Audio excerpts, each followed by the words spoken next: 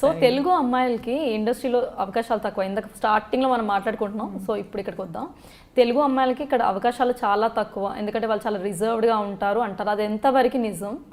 And ఇండస్ట్రీకి రావాలంటే భయపడాలంటారు. రిజర్వ్డ్గా ఉండట్లేదని prove అయింది కదండి.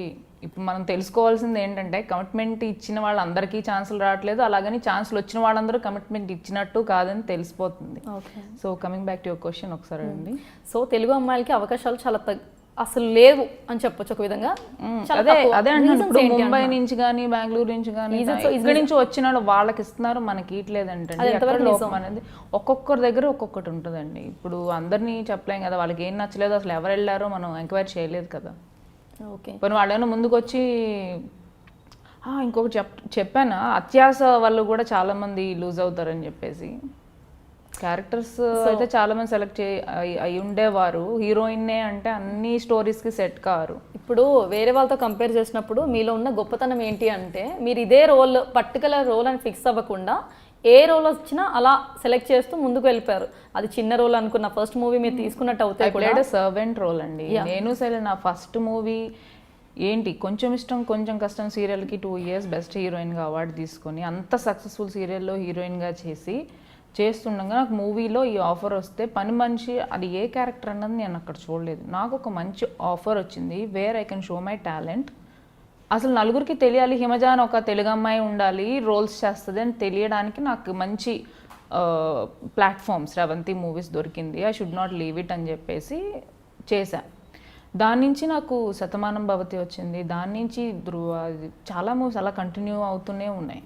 మీ ఫస్ట్ ఫిలిం తీసిన డైరెక్టర్ సెకండ్ ఫిలింలో కూడా మిమ్మల్ని పెట్టుకోవడం జరిగింది. And and Shatamanam Bhavati director Satish గారు. సో అది మీకు చాలా మంచి ఫేమ్ తెచ్చింది. చాలా మంచి ఫేమ్ కదా ఐ గెస్. ఆ తర్వాత మరి ఇప్పుడు ఇంకో ఫిలిం తీస్తున్నారు, అందులో కూడా ఉన్నారా మీరు నిఖిల్ ఫిలింలో? అంటే నేను ఏ రోజు ఏ డైరెక్టర్ని ఏమండి నాకు రోల్ ఉందా, ఏ ప్రొడ్యూసర్ని ఏమండి నాకు ఈ సినిమాలో మీరు ఏదో నెక్స్ట్ మూవీ చేస్తున్నారంటే నాకు ఈ రోల్ ఉందా అని ఏ రోజు నేను అడగలేదండి. నా లైఫ్లో అడగను కూడా. ఒక రోల్ ఉంది, దానికి హిమజ బాగుంటుంది అని నాకు కాల్ వస్తే ఆనందం వేరు. ఈలోపు నాకంటూ వచ్చే కొన్ని ఉంటాయి, అవి చేసుకుంటూ ఉంటా. అలాంటి కాల్స్ వస్తే హ్యాపీగా వెళ్ళి యాక్ట్ చేస్తుంటా.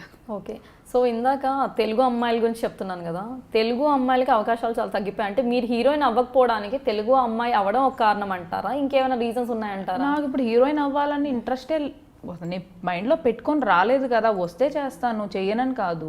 నా కంఫర్ట్ జోన్ నాకు ఉంటుంది. నేను హీరోయినే అవ్వాలని నేను అనుకోలేదు కాబట్టి నా మెంటాలిటీకి నేను ఇప్పుడు హ్యాపీగా ఉన్నాను. You are still in the industry అని చెప్పచ్చు. అంటే ఇప్పుడు బెస్ట్ యాక్ట్రెస్ అవార్డు తీసుకున్న తర్వాత ఒక ఎక్స్పెక్టేషన్ హై ఉంటుంది, అక్కడ హీరోయిన్ కదా. సో ఇక్కడ కూడా నేను ఇంకేదో చెయ్యాలనే ఉన్నప్పుడు ఆ చిన్న పని మనిషి అన్నా కూడా మీరు చేసేసారు ఏం ఆలోచించకుండా. నేను చాలా మంది అన్నారండి ఏం నువ్వు హీరోయిన్గా చేసి, అప్పటికే 3 స్వయంవరం, భార్యామణి అండ్ కొంచెం ఇష్టం కొంచెం కష్టం 3 సీరియల్స్ చేశారు లీడ్ రోల్గా.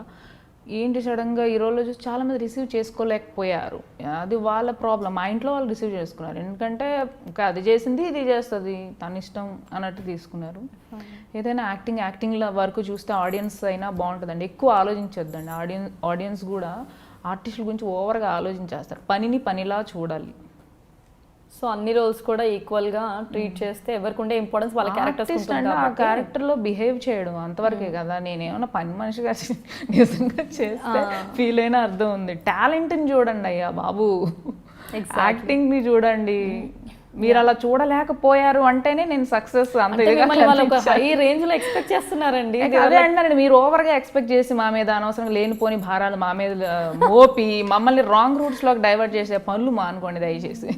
మీరు బాగానే ఉంటారు అక్కడ.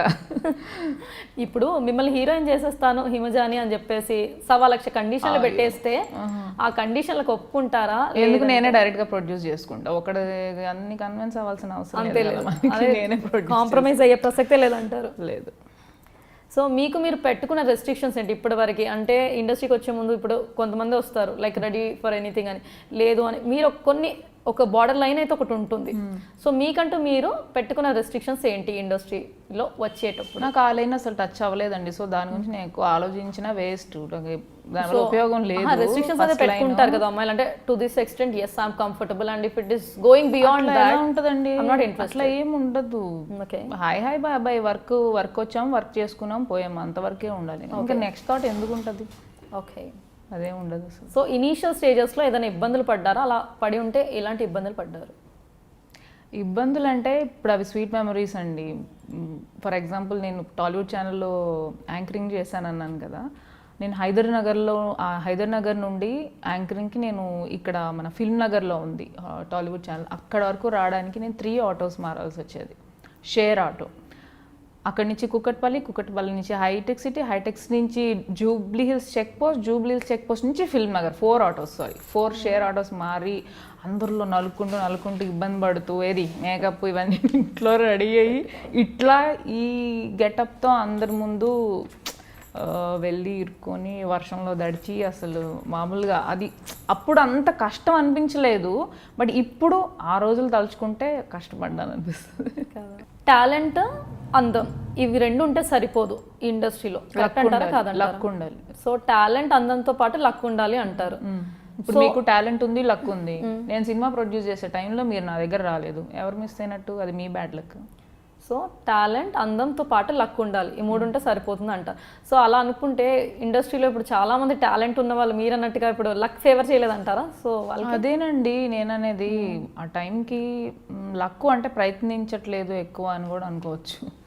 దాన్నే మనం లక్ అనుకుంటున్నాం. సరే మీకు లక్ బాగుంది అనుకోవచ్చు, ఎందుకంటే ఇప్పుడు మీరు ఇక్కడ వరకు వచ్చారు కదా. సో ఇండస్ట్రీలో ఇనీషియల్ స్టేజెస్లో అంటే ఈ కెరియర్ పరంగా హెల్ప్ చేసిన వాళ్ళలో ఎవరు ముఖ్యమైన వ్యక్తి? హెల్ప్ ఏంటండి అసలు, హెల్ప్ అనే మాట ఇక్కడ రాకూడదు. గాడ్ ఫాదర్ కంపల్సరీ అంటారు కదండి ఇండస్ట్రీలో. వితౌట్ మీరు మూవీ ఇండస్ట్రీ అంటున్నారా ఫస్ట్ అంటున్నారు? నేను ఎప్పుడు కూడా మూవీ ఇండస్ట్రీ గురించి అడిగాను ఇప్పుడు మాట్లాడిన దాంట్లో.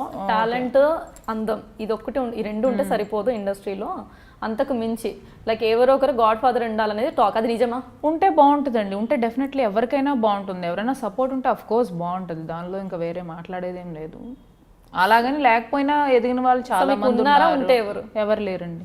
ఉండుంటే నేను ఇంకే స్టేజ్లో ఉండొచ్చు, ఒకసారి ఆలోచించండి. సో గాడ్ ఫాదర్ అంటే ఎవరు లేరు ఇండస్ట్రీలో. సో మూవీస్ అంటే ఫుల్ బిజీ ఉన్నారా ఇప్పుడు? ఎలా ఉన్నది? పర్లేదండి, అంటే నేను ఓవర్గా మూవీస్ అసలు 30 రోజుల్లో 28 రోజులు నా కాల్ షీట్ ఎవరికైనా ఇచ్చేయాలన్న సెన్స్తో నేను ఉండను. నాకు నచ్చిన ప్రాజెక్ట్ ఏదైనా నా వరకు వస్తే నేను అప్రోచ్ అవుతాను. నాకు వర్క్ ఏదైనా కాల్ ఇలా ఉందమ్మా నువ్వు ఏదైనా ఇంట్రెస్ట్ ఉందంటే అప్పుడు నేను ఆఫీస్కి వెళ్తాను. నేను ఎత్తుకుంటూ తిరిగి ఏమంటే మీ సినిమాలో రోల్ ఉందా అని నేను వెళ్ళింది. ఎందుకంటే ఐ షుడ్ మెన్షన్, హీరోయిన్గా చేసి వచ్చిన దాన్ని ఎట్లా పడితే అట్లా పిచ్చిదే నా వాల్యూ డౌన్ చేసుకోలేను కదా. నాకంటూ కాల్ వచ్చిన తర్వాత ఓకే నేను కాస్తన్నా రికగ్నేషన్ కష్టపడి సంపాదించిన తర్వాత అది కూడా నాకు హెల్ప్ అవ్వకపోతే ఇంకెందుకు? ఎగ్జాక్ట్లీ అదే. సో చాలా కష్టపడ్డారు సీరియల్లో కూడా, అంటే ఇప్పుడు ఇంత చేశారు అండి. సీరియల్స్ నేను వదిలేయడానికి కారణం కూడా మిగతా వాళ్ళని చూసి I feel very pity about them, చాలా కష్టపడతారు. సో మళ్ళీ సీరియల్స్ మళ్ళీ చేసే ఛాన్స్ ఉందా? Comfortable timings with comfortable payment with comfortable zone అయితే నేను చేస్తాను. ఇప్పుడు మీరు చెప్పినట్టుగా పేమెంట్ అని ఎందుకు అన్నానంటే అండి, సీరియల్స్లో 80 to 90% సీరియల్స్ వాళ్ళే ఖర్చు పెట్టుకోవాల్సి వస్తుంది. From safety pin to ear ring A to Z వాళ్ళే ఖర్చు పెట్టుకోవాల్సి ఉంటుంది. మనీ అనేది చాలా ఇంపార్టెంట్. సో మీరు ఇందాక చెప్పినట్టుగా 2 టర్మ్స్, ఒకటి ఏంటంటే ఫస్ట్ కండిషన్ పేమెంట్, సెకండ్ వచ్చి టైం అన్నారు. టైమింగ్స్ అయితే నాకు తెలుసు, చాలా ఎన్ని ఎపిసోడ్స్ ఎవ్రీడే షూట్ అదంతా ఐడియా ఉంది కాబట్టి. సో ఆ లైన్కి మీరు మ్యాక్సిమం వద్దనే అనుకున్నారా? లేదు you are open for it? లేదండి, మధ్యలో నేను ఒకటి అప్రోచ్ అయ్యారు, మన నవీన అని అప్రోచ్ అయింది. లైక్ వాళ్ళ హస్బెండ్ యాటా గారు ఒక సీరియల్ డైరెక్ట్ చేస్తున్నారు, లైక్ బాహుబలి కైండ్ ఆఫ్ దానికి. సో స్క్రీన్ టెస్ట్ చేస్తా ఉంటే వై నాట్ అని చెప్పేసి చేసిన తర్వాత తెలిసింది అది రామోజీ ఫిల్మ్ సిటీ, నెలకు 15 రోజులు అక్కడే ఉండాలంట. దేవుడా, నా నెలలో క్యాలెండర్లో 15 రోజులు అక్కడ ఉండిపోవాలంటే నా వల్ల కాదని చెప్పేసి బాయ్ చెప్పేశాను. It's very big project, but ఇది నాకు ఇంపార్టెంట్, దానికన్నా నా కంఫర్ట్ అనేది నాకు ఇంపార్టెంట్ కాబట్టి ఐ డోంట్ చూస్ దట్. అదేంటంటే ఎక్కువ ఆక్యుపై అయిపోతే మరి మేము మూవీస్ చేయాలి. అయ్యో ఓకేనా, ఇంకా మర్చిపోవాల్సిందే. సో ఇప్పటి వరకు చాలా సీరియల్స్ చేశారు. ఇంతవరకు ఎన్ని సీరియల్స్ చేశారండి మీరు? 3 కదా.